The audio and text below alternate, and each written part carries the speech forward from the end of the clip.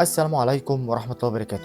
الإنسان الحساس بيكون عنده قدرة كبيرة جدا في فهم وطبيعة مشاعر الناس والتفاعل معاها. بيكون إنسان عنده ميزة الشعور بالإحساس العميق للأمور، وده ممكن يكون مفيد جدا للعلاقات الشخصية لأنه بيشوف الأمور من منظور مختلف، ودايما بيميل للمساعدة والدعم طول الوقت. لكن خليني أقولك في نفس الوقت إن ممكن الشخص الحساس ده يواجه مشاكل وصعوبات في حياته ومواقف أصعب مما تتخيل، ومنهم القلق الزايد، يعني إن يفضل طول الوقت حاسس بقلق مبالغ فيه سواء من تصرفاته أو تصرفات الآخرين أو حتى التفكير في بكرة بشكل مستمر.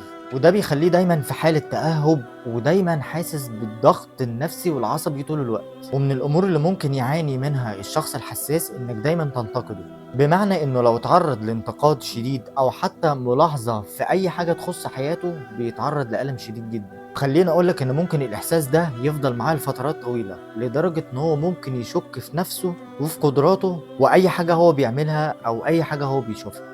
هتلاقيه عنده دايما صعوبة في التعامل مع الناس، وبالأخص يا عزيزي الفاضل الناس اللي بتتحدث معاه بشكل جاف أو بشكل جارح، لأنه بيحس وبيشوف وبيشعر بالأمور غير أي حد طبيعي أو غير أي حد بيشوف الأمور بشكل غير العادي.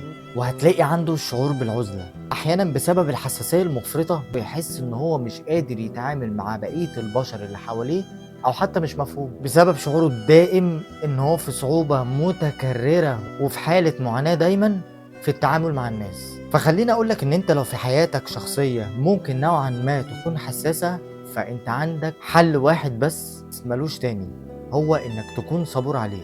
ولازم تساعد الشخص الحساس بإن هو يشتغل على نفسه وتخليه يتدرب على الحتة دي، إن مش أي انتقاد من أي حد يستاهل ردود أفعال قوية منك. وفي النهاية الشخص الحساس أو الإنسان الحساس ليه قدرات فريدة، وفي نفس الوقت لازم تتعامل معاه بكل حذر، لأن كل كلمة قاسية بتقولها بتجرحه، وكل نظرة صعبة منك بتخرج منك من غير قصد برضه بتجرحه.